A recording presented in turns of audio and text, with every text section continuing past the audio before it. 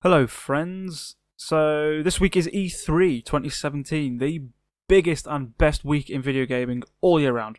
All year round. Frankly, it's the Christmas of video games. So, this is Monday, the 12th of June. I'm recording this at 9:54 am. So far, we have had 3 media briefings, 4 if you count Devolver. We've had EA Play, we've had Microsoft, and we've had Bethesda at 5 am this morning. So, thanks for that one. Thanks a lot. All week I'm going to be doing reactions to those conferences on the Daryl Does channel. They will be broken out per conference. The one I want to talk about in this video is Microsoft. It was at 10 PM last night, UK time. That's the kicker with E3 if you're in the UK. It's all very late. I'm very tired. So Microsoft, what did they have to do with this E3? First off, this was their chance to give us reasons to buy an Xbox, and more specifically, whatever Project Scorpio was. It was their chance to show it off. It was their chance to make us want to buy into the brand which I personally think is falling behind. And it's not even an opinion anymore because it is falling behind. If you look at the numbers, it is way below its main competitor, the PlayStation 4. So this conference was their opportunity to give everybody else, all their doubters, a reason to say, okay, you've got us now, Xbox. You have brought something to the table worth buying into. And what did they bring to the table? They brought to the table Project Scorpio, which will be called the Xbox One X. It's a bit of a mouthful, I thought. Xbox One Sex? Xbox One Kiss? Yeah, there's so many jokes to be made about this already. It's not a good look. It's not a good start. Anyway, the Xbox One X, it will be part of the lineup along with the Xbox One S. It is their most powerful and smallest Xbox ever. It looks slick as well. It's quite a nice looking piece of equipment. It does look considerably smaller than the original Xbox and the S. So that's a good thing because those things were fucking ungodly. So Big Phil comes out, talks about the Xbox One X, says that it was built with 3 things in mind: power, compatibility, and craftsmanship. So the first one, power, it's a lot of big numbers that I don't really understand. And teraflops. All you need to know is it's powerful. It's the most powerful console on the market and, can hold its own against PC gaming. Now, compatibility. This is one of the points they iterated on as well. All Xbox One accessories are backwards compatible. Basically, everything from Xbox One works on the Xbox One X, which you would fucking hope. To be honest, that is a given. If they made a console that isn't really a next step up in terms of generation, but a kind of half step, you would really fucking hope that the things you've already got for it would work on the console. Craftsmanship. That was the other one. So the look and feel of it and how they made all that tech fit into such a small box. Basically, they've done a good job at designing this console to look sleek and to fit into whatever your home entertainment setup looks like without being too intrusive, but packing the punch that you don't normally see from consoles. That's basically what the Xbox One X is. From what I can see, it's kind of Microsoft's answer to the PS4 Pro, but fucking jacked on steroids.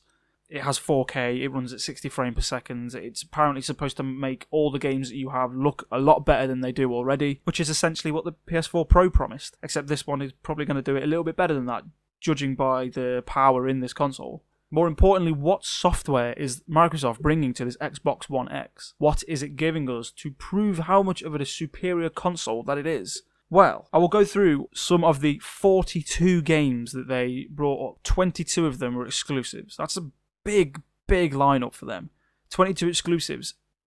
When Phil Spencer mentioned that, 22 exclusives, it got my attention. That's what they need. That's what Xbox need more than anything. They need unique reasons to sell people this console. So, how did they show off this Xbox One X, this supercharged Brock Lesnar of consoles? They started with Forza 7, Forza Motorsport 7, I don't know, car game. It looks pretty.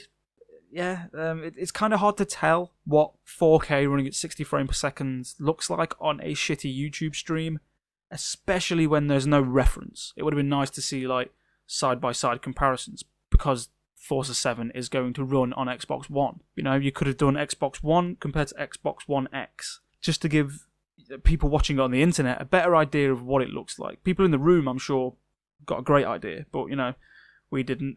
So as far as you could tell with Forza, it looked cool. The rain was nice. The windscreen wipers shook in the wind. Great. There was a car on stage.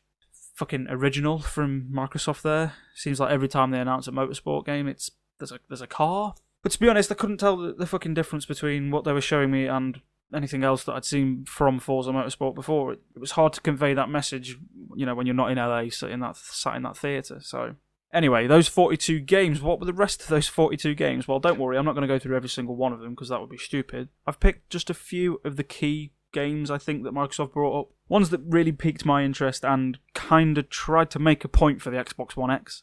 So I won't spend too long talking about these games. I'll try and get through them pretty swiftly. So the first one they showed pretty much immediately after Forza Motorsport 7 was Metro Exodus, the sequel to Metro Last Light, and what was the one before that? Metro 2033, yeah, there was Metro 2033 before that. Yeah, I really, really loved Metro Last Light. Really got obsessed with that game to the point where I even read the books that the games were based on. And this is the sequel. And it looks mental. Completely mental. There's a big mad bear, there's some giant rats and some horrible dogs that you get to fight. You've got a crossbow and all that kind of shit. And it really looked awesome on the Xbox One X. This was a better example of how games can look on that console than I think Forza was. Seeing the rainwater on the character's mask and the glass crack and the lighting effects on the creatures that are attacking you. It was awesome. It looked so good. But I can't help but think that the section of gameplay that they showed was a little bit staged. It looked almost too good to be true. You can tell it's trying to emulate gameplay, but comes across too much as a cutscene almost. But hey, it looks great. I'm excited. Metro Exodus. Brilliant. Next up, they showed Assassin's Creed Origins, and I was fucking right, except it came in the wrong conference. I thought this would turn up in Ubisoft's conference, but it didn't. It turned up in Microsoft. I am sure we'll see more from Ubisoft. It is, as I correctly predicted, and so did the rest of the goddamn gaming industry. It's set in Egypt. It is called Assassin's Creed Origins. It is a prequel. It follows the main character called Bayek. So you need to know, I'm not going to go into depth here. I'll probably go into more depth when it's shown at Ubisoft. The next, this is big, right? This is big for Microsoft. They got PlayerUnknown's Battlegrounds as an exclusive to consoles. That is huge, absolutely huge. It is the darling of PC gaming right now, and Let's Play series on YouTube and Twitch and wherever. It's taking the world by storm. It's raking in a lot of fucking money on PC, and now Xbox One is the only place you can play this game on a console. That's a huge selling point. That really got me on board with this. Kudos for Microsoft for securing that deal. They showed State of Decay 2, kind of a genre that's waning at the minute. Like the zombie genre in video games is getting a bit trite. I can see why this is something for the fans. The first game got sort of a cult following. Judging by the trailer from State of Decay 2, it's a quintessential sequel. It's bigger, better, prettier. Doesn't let up on the gore, which is nice. But yeah, it's a zombie game, isn't it? Really. Okay, yeah, right, Minecraft. They showed Minecraft. They revealed what Microsoft is going to be doing with Minecraft now they've bought it for that ridiculous price. I think it was $4 billion or $2 billion. Anyway, what they want to do with it is make it cross-play across every platform. So tablets, PC, VR, consoles. So I'm assuming PS4. They want to make one ubiquitous world where every player, no matter what platform they're on, can come into a game. And they also, to kind of reiterate the point that it was on the Xbox One X, they showed off the 4K version of Minecraft. Minecraft, a game that is not supposed to look good and polished. And there's a 4K Super Duper, they genuinely called it Super Duper, a 4K Super Duper version. I thought it was kind of pointless, really, because the game looks like shit, it's supposed to look like shit. I don't know. Moving on, they had quite a few indies as well, exclusive indies. There's a game called The Last Night, which really has kind of kicked up a storm on the internet because it looks fucking incredible. It is some of the sleekest pixel art style I've ever seen. It's got this kind of Japanese anime style like feel to it, kind of like Akira in the way the characters are animated. As to what it is and what it plays like, who the fuck knows?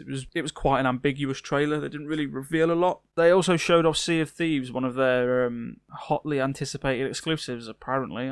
I don't get it, to be honest. But they've really doubled down on this. They showed an extended gameplay. It took up quite a chunk of the conference. It was a good 10 minutes. I think we were about an hour in at this point, and I still really hadn't got any proof as to what Xbox One X is. I didn't have any clear indication as what I could expect to be playing on it. And then I saw this, and they spent so long on Sea of Thieves, I thought this might just be all they have. That this is it. They've got no AAA first-party exclusives. And that was a bit of a shame. But I thought there's still time. There's still time to kind of bring me back around after Sea of Thieves. There's still time. The next thing they showed directly after that was Tacoma from Fulbright. Fulbright? Yeah, Fulbright. They did Gone Home, the walking simulator that was extremely popular. And Tacoma, much to my surprise, is actually an exclusive. I didn't realise it was going to be an exclusive. And in my notes, I've put balls, fuck, shit, because I didn't know it was an exclusive. And unless I buy an Xbox, I can't play it. And I was really looking forward to this game.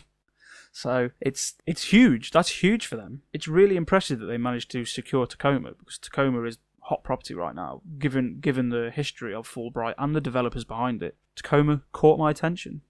They also showed Coop Head, which looks fucking phenomenal. Like, I can't believe how good that game looks. That's super slick, like 1940s kind of Disney animation. It looks so fucking good. It has been going through some development hell, apparently, though. But it's coming out September 29th, so hopefully they've figured that shit out. Next was my man Terry Crews. I love Terry Crews. I love him in Brooklyn Nine-Nine. I thought he was hilarious in The Longest Yard as Cheeseburger Eddie. I think he's a genuinely funny guy. And he was in the trailer for Crackdown 3, but I genuinely thought he was going to be a character in the game. I really hoped he was, but it seems that he's just in the advert for it, which really disappointed me, because I genuinely would have bought Crackdown 3 and probably an Xbox One to just play with Terry Crews for a bit. Not in that way.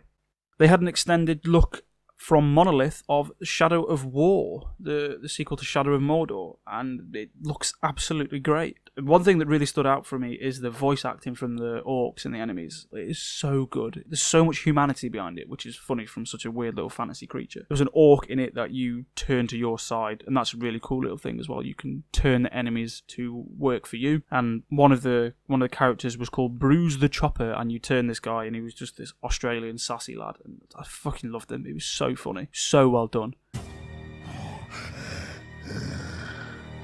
Bright Lord, Dark Lord, same thing really. End result's me ripping spines out, which I like to do anyway, so either way's a win. And that's about it. Oh no, that isn't about it. They also showed BioWare's game, Anthem, and holy shit does this game look incredible. Like, if this game comes out how it looks now, holy shit. I mean, holy shit. From what we gathered from the trailer and what the commentators had to say on it, you're in these exosuits called Javelins, and there's like a big open world for you to explore. It kind of reminded me of Horizon Zero Dawn a little bit, because there's like robotic monsters wandering around, but it also kind of takes things from the likes of Destiny and The Division and Ghost Recon Wildlands, because it is an open world game that is a multiplayer open world game, and I'm assuming would be like an always online kind of deal. Whether or not that's the case, I don't know, but it's basically like Iron Man 3, you know, when he has all those suits. That's what you've got. That's who you are. You play Tony Stark in this game, and you have access to a bunch of different suits. Yeah, it looks dope. Apparently it's coming 2018, probably won't. BioWare, it's going to get delayed. So that was really all the games that they had. They didn't have that many exclusives. They didn't have any Xbox One X exclusives or any Xbox One X like examples of like why you need this console. There was nothing. You know, Anthem looked great on there, but it's not an exclusive. It's going to be on PS4 as well. The only other big exclusive they had, Crackdown 3, but that didn't look great in terms of like what the Xbox One X is supposed to do. All the other games they showed off, Metro Exodus and Assassin's Creed Origins, they also looked amazing on the console. They came across pretty well in the conference, even over the stream. Like if you go back and watch those videos in 4K now on YouTube, you know, they do come across. But again, I don't know if there is reason enough to buy the console, especially at the price point of £449 or $499.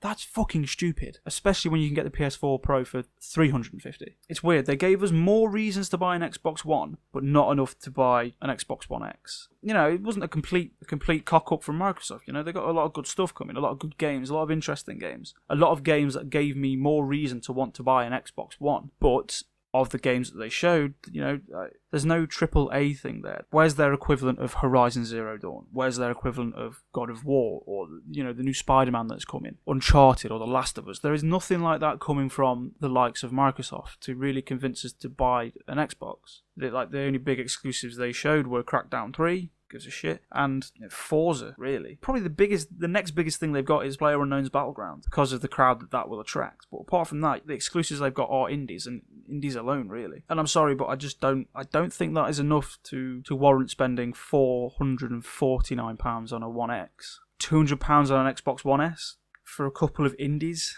Maybe?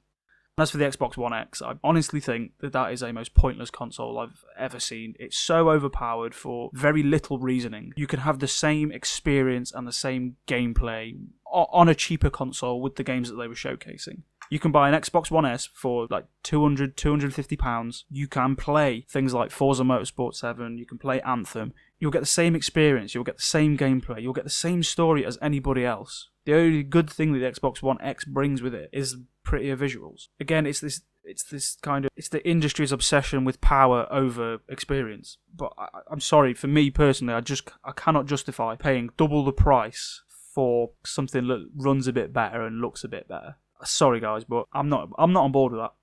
Anyway, overall, apart from the Xbox One X kind of not really hitting the mark and not really giving anybody, a legitimate reason to want it, I thought Microsoft had a good showing. They got some good indie exclusives, which is important because I think indie games are where the best part of video games lies, and that attracts me and probably a couple of the hardcore audience as well. Apart from that, yeah, I'm going to leave it there. Nice try, Microsoft. Nice try. So far, I personally think Microsoft is the one to beat. Just putting that out there. But hey, it's good. It's good for video games. Lots of games. That's never, ever a bad thing to have lots of games. So thanks, Microsoft, for that. Thank you very much.